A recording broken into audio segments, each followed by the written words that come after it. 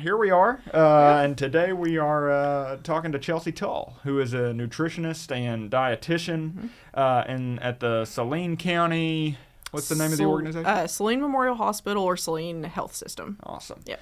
And so I think first and foremost, you're a dietitian and a nutritionist, and so what's the difference? That's a great question, and I think one that most people don't know the answer to.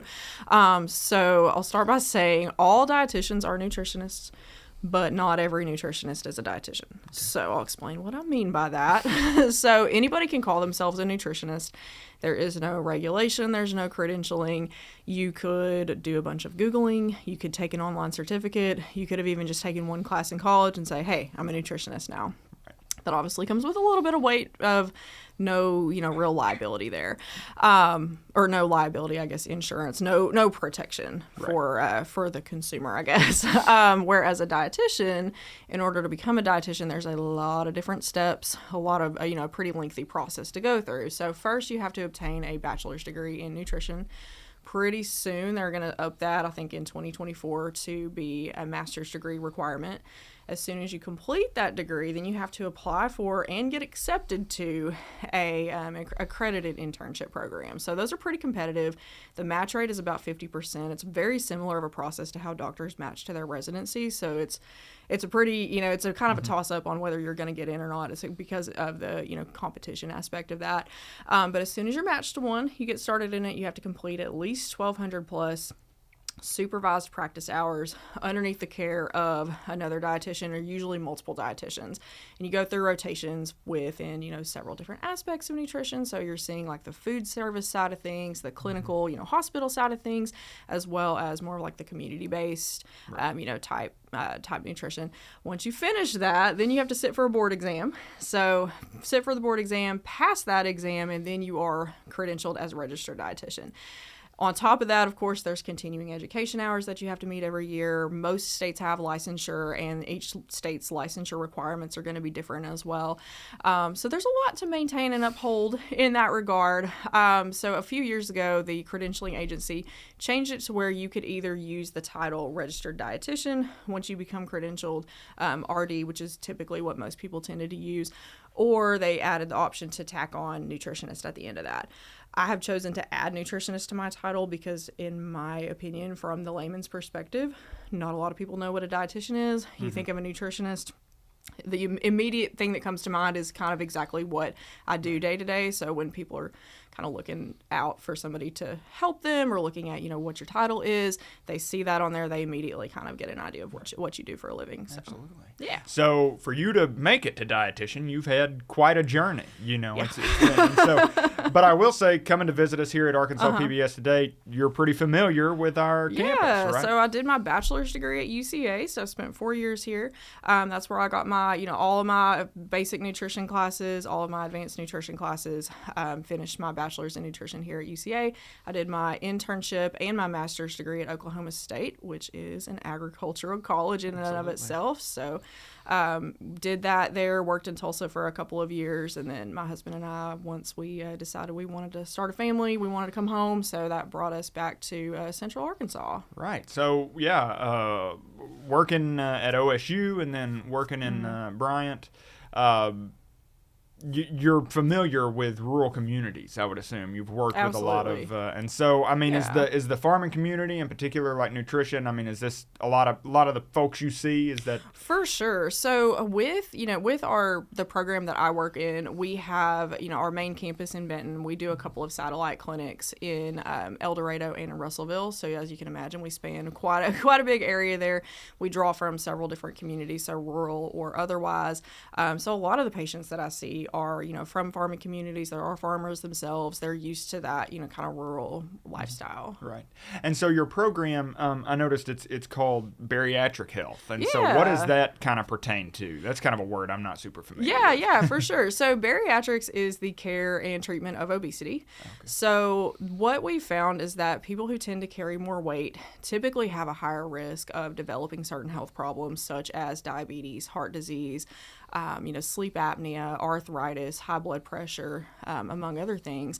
And so helping them to reduce their weight is sometimes helping to mitigate those problems or, reduce them or prevent them entirely. So that's our main focus. We do surgical and non-surgical weight loss options. So it's kind of something for everybody, depending on what your goals are, what your insurance is going to cover, what you want, out of it. So we're committed to helping people live healthier lives altogether. Podcast funded by the Arkansas Department of Agriculture. We're focused specifically on stress for farmers, right? We're kind of focusing on the mental health crisis that we see happening right now in the agricultural community. And so I think the big question from the outset, kind of stress and diet, like how are these two things kind of related, and can they be detrimental to each other? Absolutely. So stress and diet actually go really hand in hand. So one of the reasons why is when your stress levels are higher, you're actually producing more cortisol, which is your stress hormone. And the more cortisol that you have in the body, it affects your cravings for unhealthy foods. So things that are higher in fat, sugar, salt, things that are not quite good for you. Those are the things that we want when our cortisol levels are high. Also, that extra cortisol also hinders us from losing weight the way that we want to. So you could be working out, doing all the things that you want to do, but when your cortisol levels are high, it's essentially working against you. Right. And so like you kind of talking about, I think a lot of people think farmers out in the field, working with heavy equipment, doing a lot of manual labor every day, I think a lot of people think they're just naturally fit. Whereas living with these high stresses and maybe not the best diet, that physical work doesn't exactly equate to a healthy body. Is that right? Not all the time. So so if you're not fueling your body properly, you can't outwork a bad diet. So that's really what it comes down to. And then, sometimes stress also tends to make us want to, reach for those comfort foods and things that are, again, not going to fuel your body very efficiently. Absolutely. No, we like I said, we're following 6 farmers this year, and particularly in the May episode, we've kind of gotten an insight into how everybody eats. And again, I think most Arkansans who aren't familiar with agriculture, they think farmers are growing their own food, they're raising their own cattle, they must be eating healthy. But then even one of our farm moms this month referred to her family as a Cheez-It family. They're really into Cheez-Its. And so is that something you see kind of out there in the rural communities? Even though these people are very close to food, they're still not able to make the right choices. Absolutely. So, at the end of a long day, when you are tired and you have been literally out working all day, the last thing that you want to do sometimes is sit down and spend 30 plus minutes cooking a healthy meal. So those convenience foods, the fast foods, the things that are just right out of the pantry, right out of the freezer are oftentimes easier to turn to, for sure.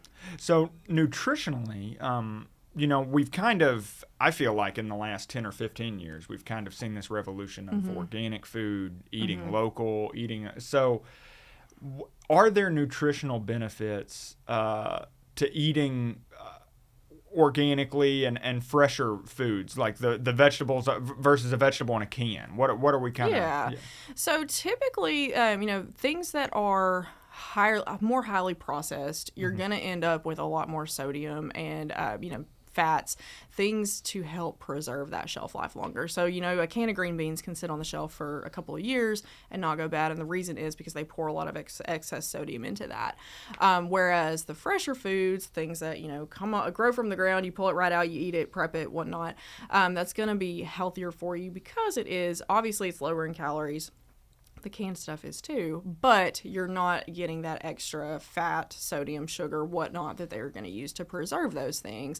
Of course, if your barrier to entry is the only thing that I can do is something that's not organic, maybe I'm looking at an organic produce versus a non-organic produce. Of course, any produce is better than none. Right. So, So, and even like from the canned vegetables or frozen vegetables in the freezer versus the grocery store or fresh vegetables on the shelf. I mean, is that type of freshness, you still want to eat the non-processed stuff? Yeah, as fresh as possible, as much as you can, because you're going to get the most nutrient value out of that. And then, of course, the less processed, the better. Yeah, right. Absolutely. And so I think another big question, we've kind of seen farmers markets explode. We've seen, particularly in the pandemic, people stopped kind of going to crowded places. We did a lot more outside shopping. Is there a nutritional benefit to eating local? So in some cases, yes, just depending on kind of what you're getting. So a lot of times things like local honey can really help you to, combat like seasonal allergies, especially here where we've got, high counts of pollen quite a bit. So sometimes that is healthier, but overall, any produce, again, is going to be better than none at all. So yes and no. Right. So, right. And I think so much of this eating local and eating fresh vegetables and eating organic vegetables, and you kind of hit on it a few minutes ago. I think the main barrier for so many people, including our farmers, is that higher cost. Yeah. And so, I mean, in your eyes, if you've got somebody sitting in your office kind of saying, I wish I could eat those things, it's just not in the budget. What are some things that you might recommend? How do you eat healthy on a budget? Yeah, absolutely. That's $1 million question, almost literally. But yeah, so there's a couple of different tools at your disposal there. So one is shopping sales and shopping things when they're in season. So of course, when you buy things that are in season, produce that's in season, you're going to get it cheaper.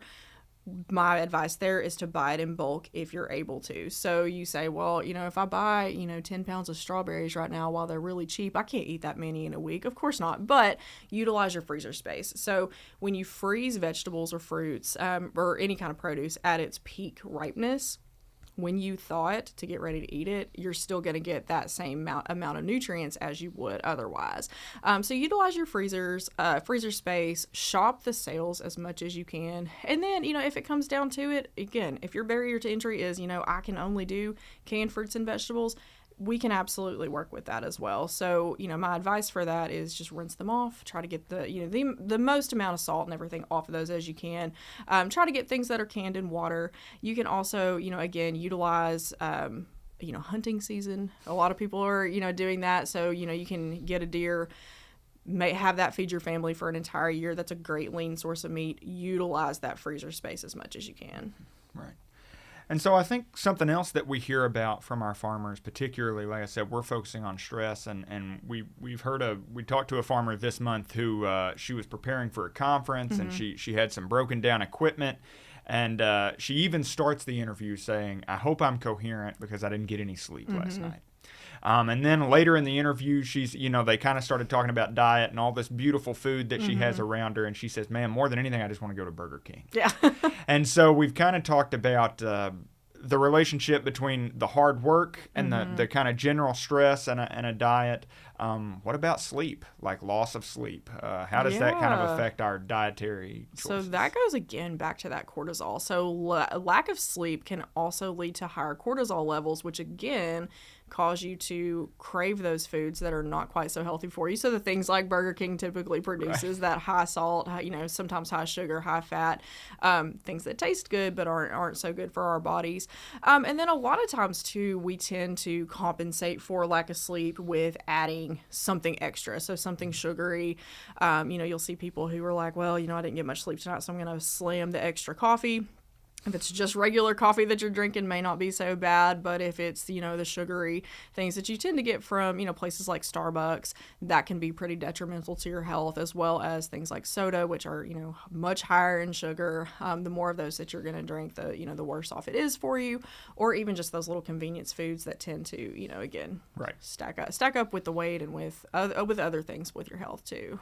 Yeah. And I've spoken on this podcast before, I'm diabetic and, working in public media, it's a stressful environment. Yeah. Probably not as stressful as farming, but I definitely have my weeks. And it sounds like, especially in this conversation about the cortisol, we're talking a lot about cravings.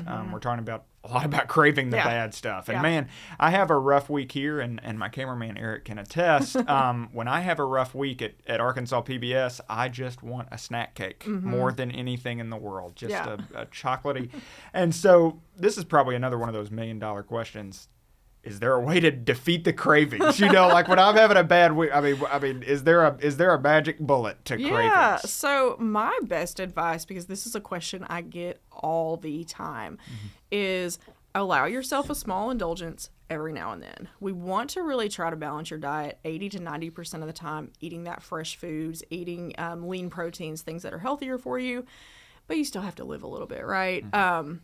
So utilize that 10 to 20% to eat what you want. Keep it in moderation. Try not to keep those things in the house. So if you know that if you've had a bad week and you've got an entire box of Little Debbie's at home and it's going to be gone by the time you wake up Saturday morning, probably not best to keep it in the house. But if you're able to go to the store, just grab one, enjoy that, eat it, call it good, and then you can move on. I know a lot of our farmers are older and man, eating habits. I used to, right when I was... right when they told me I had diabetes, it was very easy to control, right? I could eat a salad most days. I could go run and burn it off. And the older I get, my habits are kind of getting cemented in, and they're harder to beat. And so I think about some of these farmers who are 50s and 60s and probably have eating habits. And so you got somebody who's been sent to you by their doctor, and they say, but I can't change. So how are you going to react to that in your office? Yeah, so we're going to meet you where you are. We know that traditional diet programs don't work because what they tend to do is tell you that, okay, you're eating like this. We're going to overhaul your entire diet. You've got to change 100%, going from 0 to 100 overnight, and this is all you're allowed to do. You're not allowed to have any cheats. We're going to extremes here. People can stay on that and stay motivated for that for a little bit, but as soon as a bad day or a little bit of a stressor comes, they break it. It's over. It's like, forget it. I throw my hands up. I'm done. So we don't work in that approach so much. I like to use to meet somebody where they are. So let's say that your diet is mostly processed foods. We're going to look at a couple of tools and say, okay, what is one thing that we can look at this week to change, or one thing that we can look at this month to kind of work on, or some things to add to, and focusing more on what we're adding versus what we're taking away. And a lot of times your good is going to outweigh the bad in that regard. But we make changes in baby steps, because it's much more likely to be sustainable that way. And then once somebody starts to see that kind of positive momentum going, saying, hey, you know what, I do feel a little bit better because I've eaten, a few more vegetables this week than I typically did. That tends to create a snowball effect and make you want to do some more healthy changes as well. So what are the most common, like when somebody's sent to you, what are the warning signs? What are things that maybe a primary care physician is seeing? And maybe one of our farmers might see in himself. Yeah. And it's like, I need to think about diet. I need to talk to somebody about diet. Yeah. So before they even go to the doctor, if things like fatigue, you just cannot wake up during the day, you're feeling low energy, maybe feeling a little more sluggish, your physical performance maybe not quite what it was before. Those are some things that you say, maybe I need to go get this checked out by my doctor. The primary care physicians are typically going to look at things like your vital signs. So they're going to look at what your weight is. They're going to look at what your blood pressure is reading. They will oftentimes draw labs, so they'll look at things like cholesterol, your blood sugar, all of this combined, and which are directly related to what you've been eating and the amount of physical activity that you're doing as well.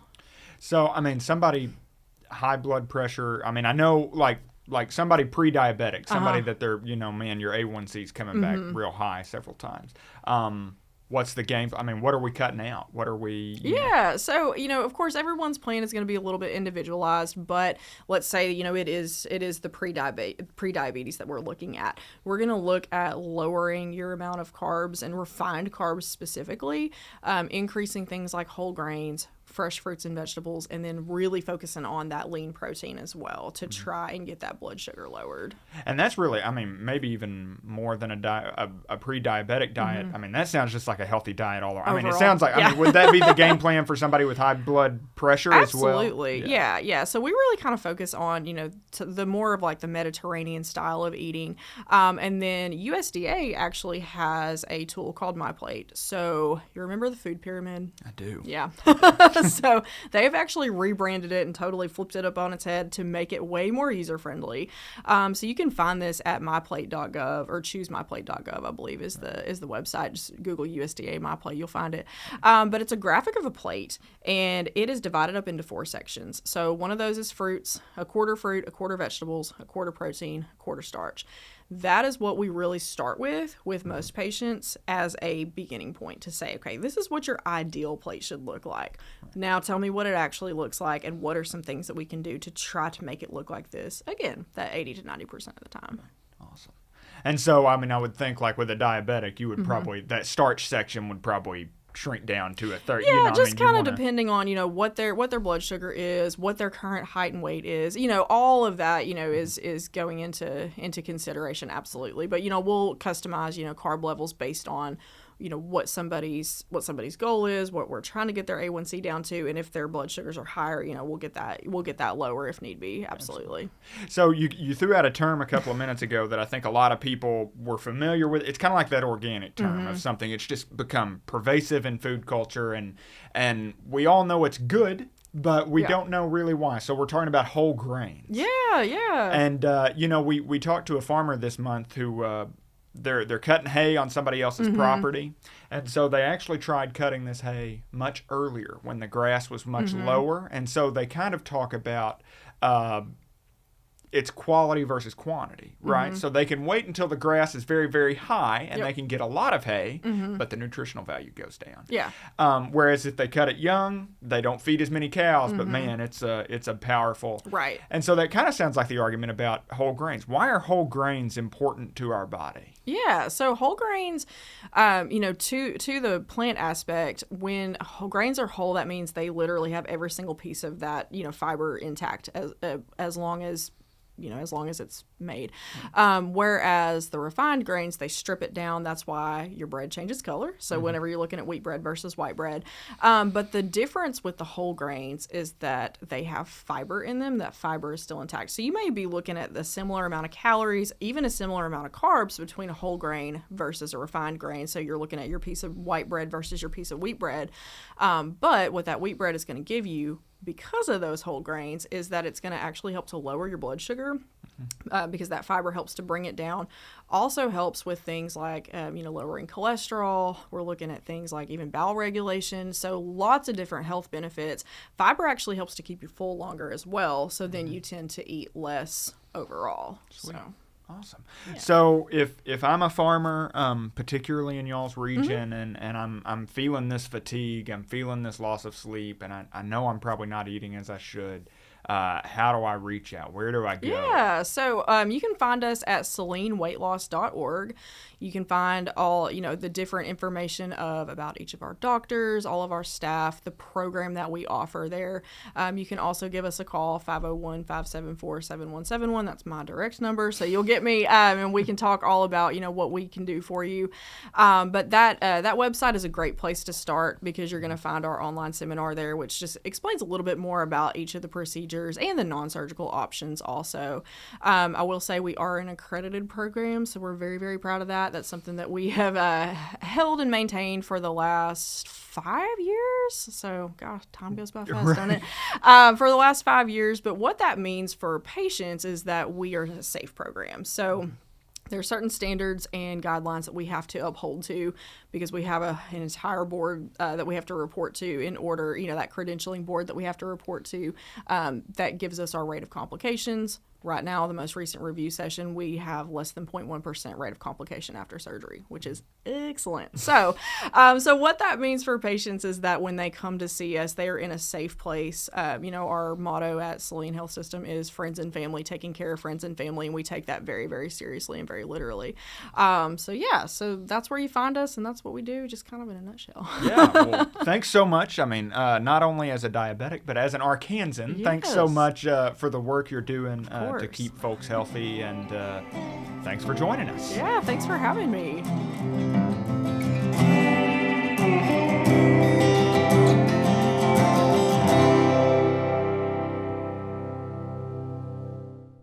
If you enjoyed this video, be sure to like, share, and subscribe. Visit arpbs.org for more stories and content like this from Arkansas PBS.